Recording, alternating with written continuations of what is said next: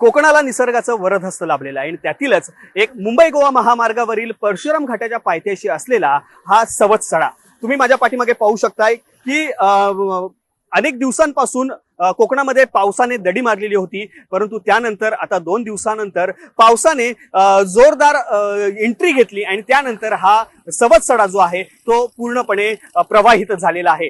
मुंबई गोवा महामार्गावरून प्रवास करणारे पर्यटक नक्कीच इथे पहिल्यांदा थांबून या सवत्सड्याचा आनंद घेऊन नंतरच पुढच्या पर्यटनाला सुरुवात करतात।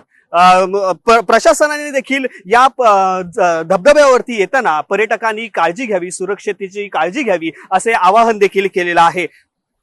तुम्ही माझ्या पाठीमागे पाहू शकताय अनेक पर्यटक हे या मुंबई गोवा महामार्गाच्या बाजूला गाड्या लावून त्यांचे तिथे गाड्या उभ्या करून आतमध्ये पर्यटनाचा आस्वाद घेण्यासाठी जात आहेत, परंतु इथे प्रशासनाकडून कोणत्याही प्रकारची तिथे पार्किंगची सुविधा केलेली नाही आहे। इथे कोणत्याही प्रकारची स्वच्छतेची किंवा मुतारीची अशी सुविधा नाही आहे। पर्यटकांकडून एकच मागणी होते की इथे पार्किंग आणि इतर सुविधा प्रशासनाने द्याव्यात। बाकी प्रशासनाकडून देखील पर्यटकांना हेच आवाहन करण्यात येत आहे की तुम्ही सुरक्षिततेसाठी सर्व नियम पाळा।